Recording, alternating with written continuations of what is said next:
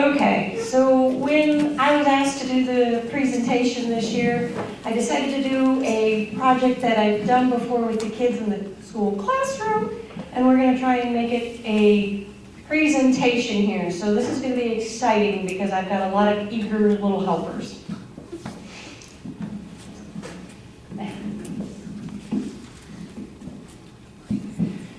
So if I could sell you all a product that would improve the efficiency of your fertilizer by 50%, would you be interested? What if I was willing to give that product away for free? What if I told you you already had that product and you just need to learn how to manage for it?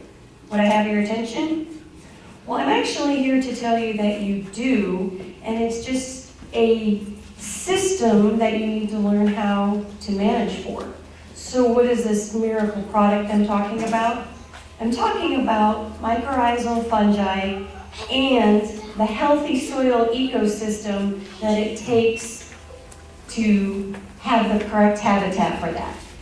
These guys are going to be here to help me demonstrate what that is. But first of all, what is mycorrhizal fungi?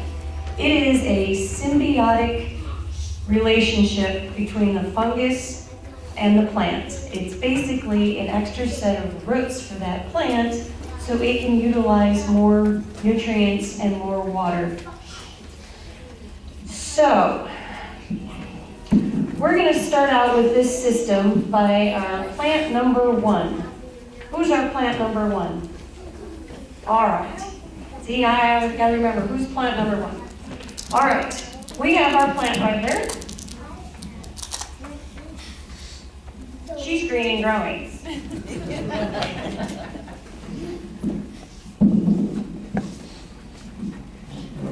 Now we all know what plants take out of the air, right? What do plants take out of the air? What do they do? They take carbon dioxide. Very good. And what do they give off? Oxygen. Excellent. She's a star student. See my balloon? It's oxygen. Specifically O2. You're going to need a basket. Can you hold the basket? Okay. So, in my little model here, our carbon is candy. So, CO2, I've got 2 oxygens and 1 carbon. I did this specifically because carbon put together with oxygens and hydrogens actually makes up candy, glucose. So, there was a reason I picked that. But as a plant, she's going to take the carbon and give off the oxygen, right? Only she's doing this all day long. She's going to get a lot of carbons after a while. In fact, we're just going to load her up. This is, this could take me a little bit here. Oh, no, I dropped it.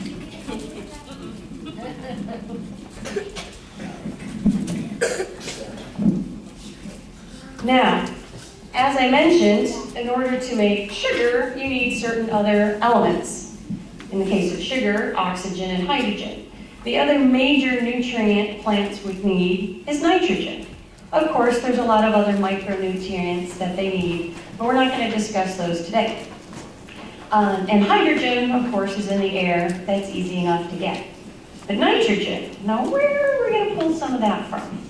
Well, in my little example, we're going to use pennies to represent nitrogen. Why? Because people pay a lot of money for nitrogen, so I thought pennies was probably a good example. So, now you're a plant.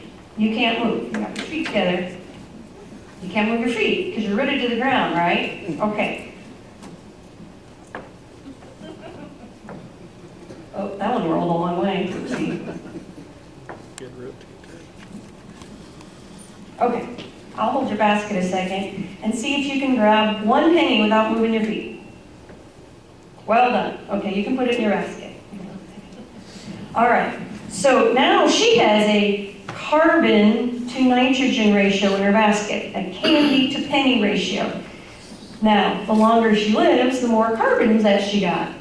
Well, that's actually similar to a real plant because when you start out, a young plant has a low carbon, and then as they get older, they have more and more carbon.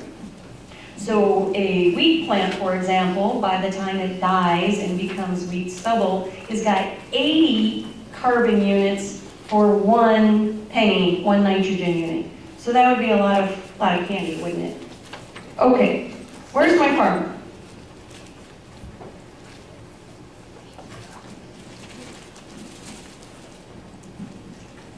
Our plant here has reached full maturity. I don't know if there's really 80 in there or not, but there's a lot. So she's 80 to 1 carbon to nitrogen ratio, and our farmer here is going to come along and harvest her.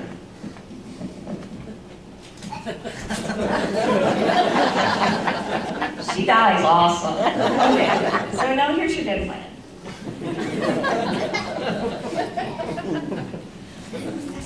And we're going to spread out her carbon because it wouldn't be in a basket. It would be, all along her whole residue thing happening here.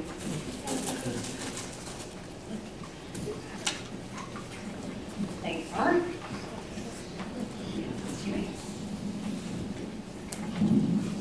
Okay, so now our plant is dead, and we're going to have the first start of our decomposition. So now I need all the bacteria. So any of you that have a pink card, come up here.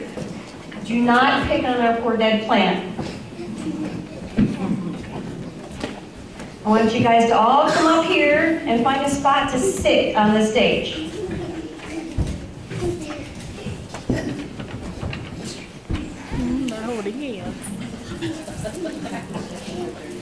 Okay, now our carbon, our candy, is our energy source. It is the unit of trade in the soil.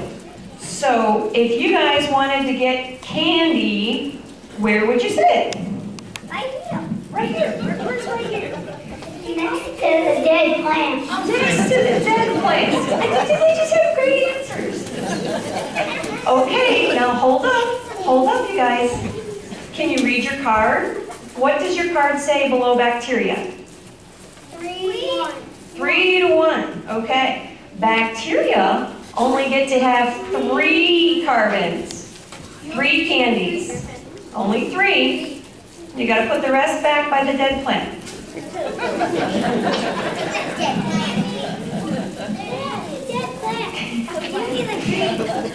This is actually fairly representative. You guys, can you do it quietly though? Can you count to 3 quietly?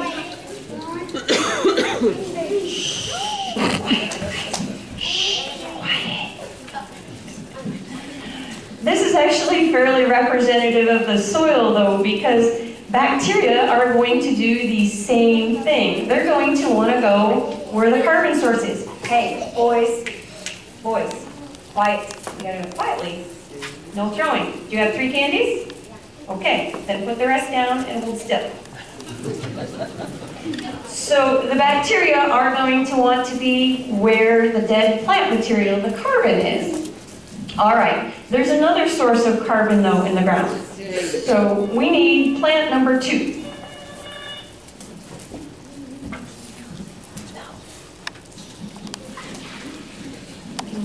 Maybe stand. Yeah, you're all right. You're fine. Okay, so plant number 2 is alive. Plant number 2 is actually leaking carbon into the ground. This is a peculiar thing for a plant to do. It spent all that time and energy collecting carbon from the air, but yet it leaked some into the ground. You guys have any guesses why this might be? Let's see if we can figure it out. No, not here. I'll be telling you in just a second. Okay. Now, bacteria. You said your card was what? What does the numbers on it say? 3 to 1. 3 to 1. Do you remember what the 1 stands for? Nitrogen. Pennies, remember? Because our dead plant had 80 carbons and 1 nitrogen penny. So all of you need to get 1 penny, and you can't move around. You just, as much as you can wiggle, but don't get up and walk. Just see if you can find one.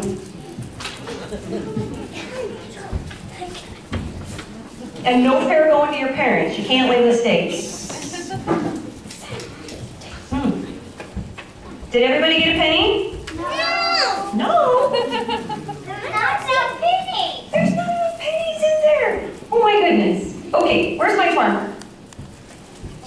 Farmer? Our farmer here has done a soil test and has determined there is not enough nitrogen in the soil. So, what is she going to do? Put more on. When you need more nitrogen in the soil, how do you put more on? Drop it.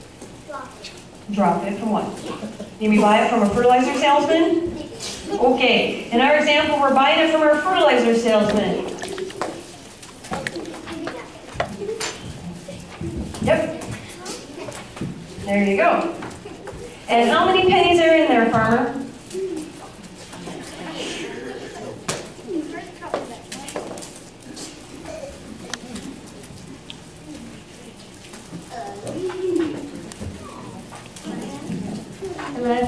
There's 11 pennies in there. Okay, now you can fertilize our whole soil here. Yeah, just kind of spread it out.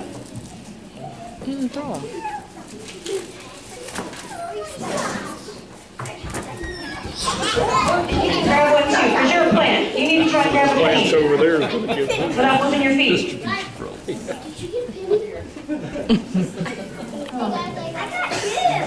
got 2! Oh, you can't have 2. You can only have 1. You better get that one to the plant. You got 0. Oh, you better maybe pass one over there so everybody's got a penny. Okay. Now, did all the bacteria, do you have 3 carbons in 1 penny now? Yes. Yes? Okay. Plant, how many pennies did you get? 1. Boys. Quiet now. Oh, you can only have 1. You gotta put it down then. Just leave it in the soil. Okay, did everybody hear how many our plant had? 1. How many did our farmer buy?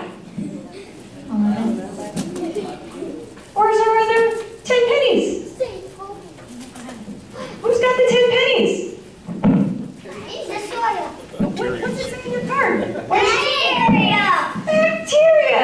They've got all the pennies! They've got all the nitrogen! Do you know what we call that in the field? We call that being tied up. Hey, boys, gotta be quiet. So, in the field, when you have a bunch of bacteria that eats up all your nitrogen, it's called being tied up. And that's exactly what happens, is you have all these hungry bacteria that are a whole lot more aggressive than usually the plant. And they ended up taking all the nitrogen before the plant has a chance to get it.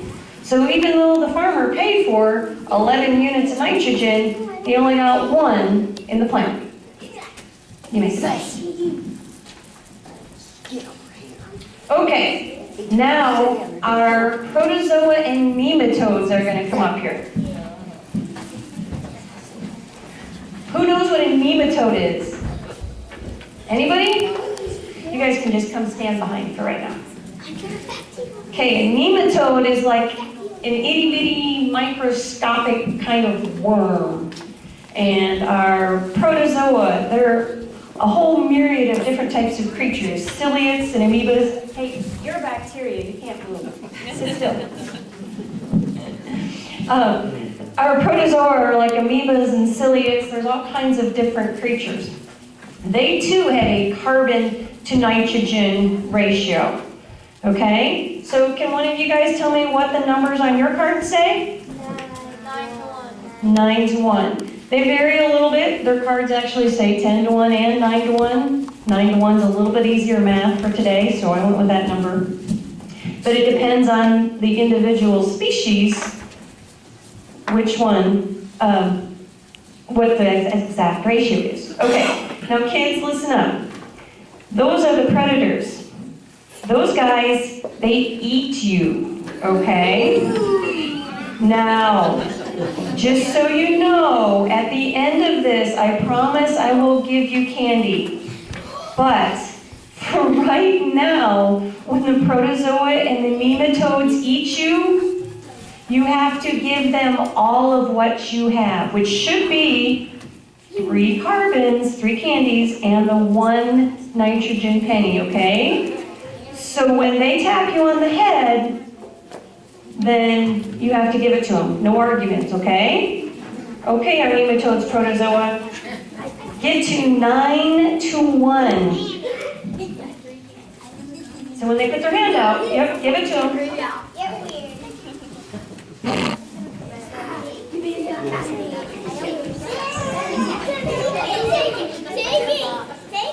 Oh no, she died. She's got to give you all of it. She's got to give you a penny, even if you got one. You already got one.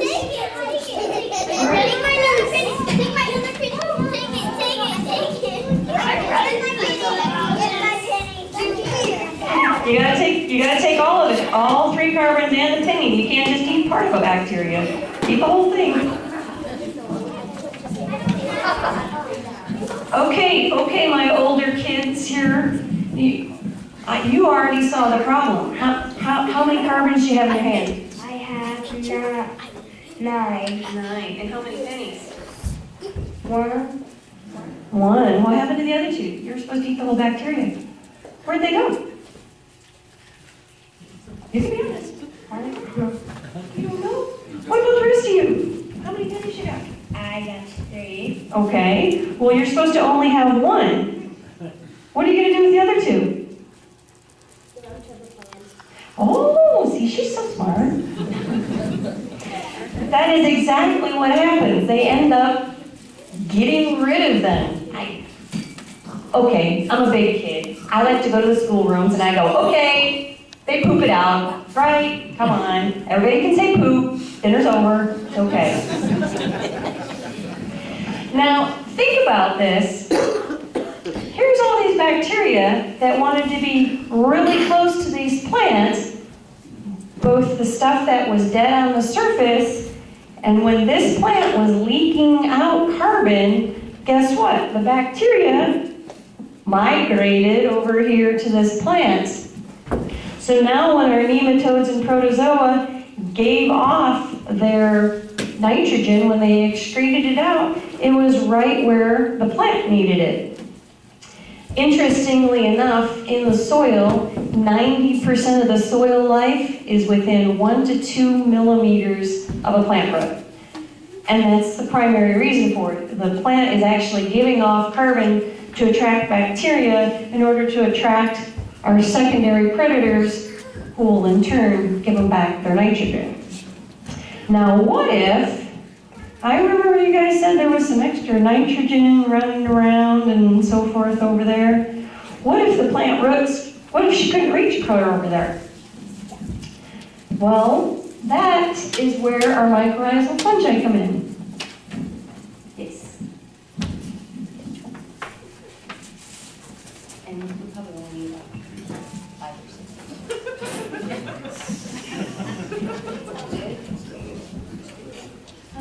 Yeah, I think it's really, just take it out past it, so. And you guys have to remember, there's a scale to this. Actually, why don't you guys just go ahead and sit back behind?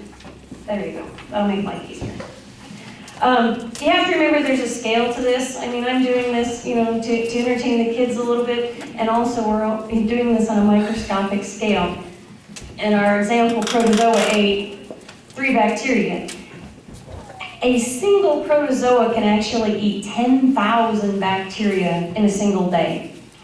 And if you remember from previous discussions, that in a single teaspoon, there is more living creatures than there are people on the entire planet Earth. And some of them are eating 10,000 bacteria a day and giving off nitrogen. Suddenly it starts to put it into perspective why this is so important. Because of the sheer magnitude of how much is going on. Yes, it's very, very tiny, but there's a lot of it. Our string over here would be like our mycorrhizal fungi. Now, with this healthy soil ecosystem, the plant is also leaking exudates to that mycorrhizal fungi as well in exchange for it going out, getting nutrients that the plant could not normally reach, and water, and bringing it back.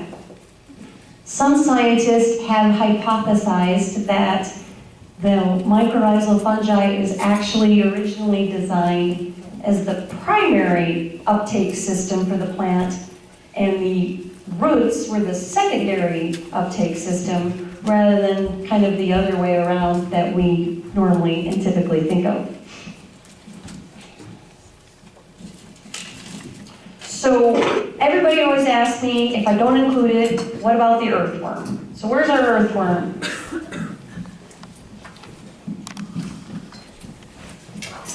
Our earthworm is like the hero of our story. I'm not going to have her eat everybody because that would just be too time consuming. But by size comparison, the earthworm is absolutely enormous compared to the rest of that. When you figure there's how many billions of creatures that live on here, and this would fit like what, maybe one worm, half a worm? You start to get an idea of the scale. So the worm's objective, of course, is eating the residue. But the mouth is so big, it's going to eat all the bacteria and the nematodes and the protozoa and everything in the process. And the bacteria here are so rich in nitrogen that when the worm excretes, that's where you get that very rich nutrient load from the earthworms. But the other thing that the worm does that far more than the others is it does create those large holes in the soil. Holes that allow air to penetrate, and air is very important for plants. Water to penetrate both into the soil and for the benefit of the plant. It also leaves those holes open so that plant roots can extend through the soil as well. And the amazing thing is, as it goes along, it's leaving off a type of glue.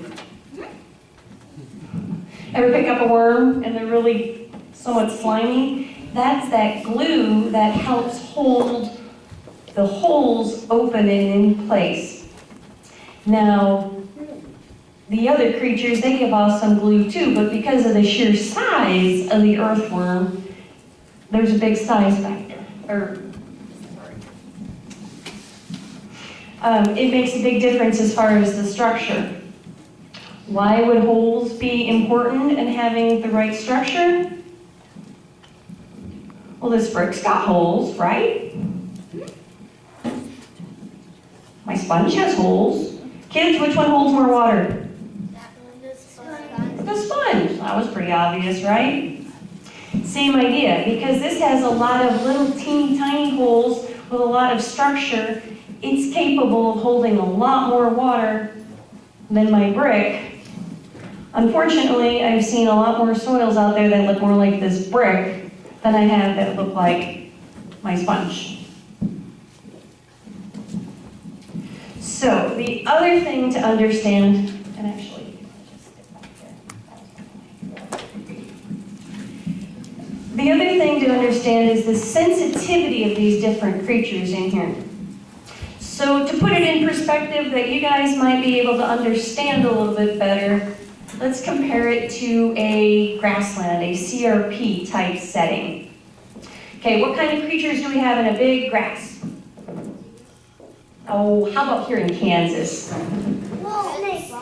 Snakes. Buffalo. Could be coyotes. How about coyotes? Buffalo. How about pheasants? Ooh, I got salamanders. Salamanders. Deer. How about the bugs? How about grasshoppers? Crickets? Crickets. Crickets? Ants? Okay.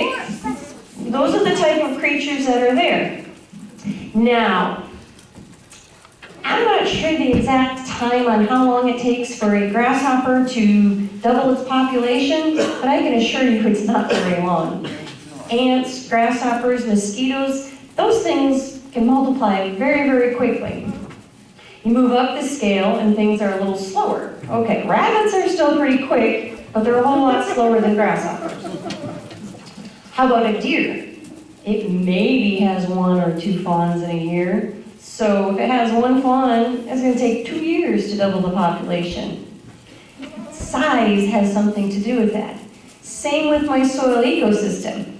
The bacteria, these smaller first feeders, can replicate in about 30 minutes. We should know that from basic science of washing your hands at dinner or washing a cutout when you get injured. Same type of response from the bacteria. Now your secondary predators, they take longer. They can take anywhere from 3 weeks to 3 months, and there's some nematodes that take 3 years to double their population. So any sort of disturbance would be more detrimental to the secondary or tertiary predators than it does on the bacteria. So the other thing is the actual disturbance themselves. Okay, so let's say we walked through our grassland. What creatures are going to leave first? Who's going to leave if we walk through? Like you and your buddies and a bunch of shotguns, who's going to leave? The deer. The salamander. The rabbits. I don't think the salamanders are going to leave. I know for sure the pheasants are going to leave because they're on the end of the field already. I know that. Snakes. Maybe the snakes might leave. Do you think the insects will leave when you walk through a field? All of them? I think most of them probably hide. So it's your bigger creatures that are going to be taken off first because they're the most easily disturbed. Same with our soil ecosystem. The things that leave first are going to be your earthworms, your protozoa, your nematodes, where your bacteria, they can kind of hide. They're all right. And they can also live in a smaller habitat, like we were just talking with the grasshoppers. Yeah, you might step on a few, but there's a lot more that live. Same with the bacteria. You might kill a few with a disturbance, but there's a lot more that hid in the soil, and we're not disturbed at all. In fact, the things that actually do the best in a disturbance system are things that we don't want. Weeds, pests, diseases, those things actually thrive in a disturbed system. So the more you disturb it, the more you are going to get that type of response. So, one of the disturbances that is possible is tillage. So, where's my farmer? Farmer? Without chopping anybody, cut the strings. Okay, so here goes our tillage. Okay, nematodes and protozoa, you've been disturbed, you leave. Earthworm, you can leave. And look what happened to our mycorrhizal fungi. It got cut because we went through here with something that disturbed it and broke it. Thank you. And basically what would be left is a bacteria. Now I'm not saying these things won't come back, they will. But as I explained, they're going to take longer, they have a longer reproduction rate, they are a little bit more sensitive to that disturbance, and they're just going to take longer to fill that niche back in. And it's not just tillage, there's a lot of other disturbances as well, such as erosion. Actually, fertilization and pesticides are another form of disturbance. I will let you guys go sit down if you'd like. Otherwise you can stay here. I just will bow down.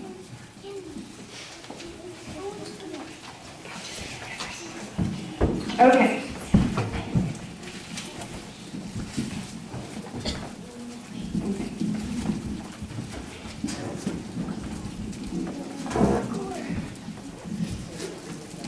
Okay, so now that you guys have a little bit of an understanding what a soil ecosystem looks like and how it functions, it's maybe a little bit more easy to understand what it takes to manage for that. So the first principle would be keeping the ground covered. Because first of all, we want to reduce erosion, because as we just discussed, that's a form of disturbance. Also, keeping the ground cover is going to keep the soil moist, and having the proper habitat to house these creatures is very vital. Number two is actually reducing disturbance. And again, I'm not talking about just one kind, I'm talking about any type of disturbance, whether it's erosion or tillage or fertilization. And again, don't get me wrong, I'm not saying don't fertilize, I'm saying the right amount at the right time to the right plant. Over-fertilization is your disturbance. So number three would actually be keeping a living root in the soil. So as you saw, our plant was actually integral into the system to keep everything alive.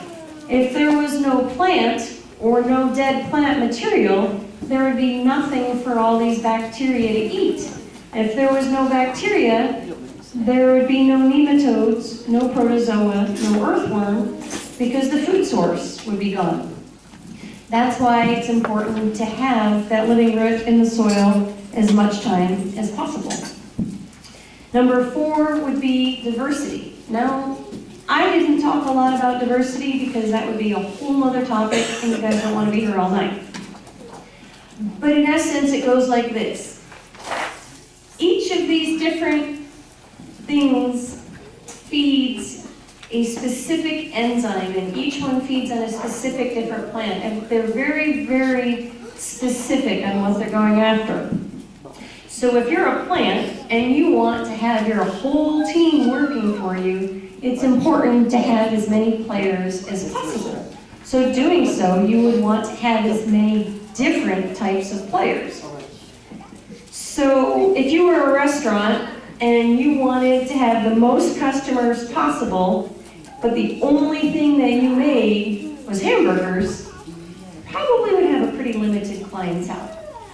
But if you were a restaurant and you made Mexican food and Thai food and pasta and pizza and hamburgers and soup and salad and all these different things, you would suddenly have a much wider clientele, a much wider diversity of resources to pull from. And that's what a plant needs to have. So having that diversity is integral to the system as well. So hopefully I've given you all and the kids a better understanding of why a soil ecosystem is important and how having a healthy ecosystem and the mycorrhizal fungi that goes with it can help you guys have a healthier plant and a better productive field. So thank you kids for your help. You guys were awesome. I have more candy, so make sure everybody, even those that didn't help, can get candy if they like. Thank you.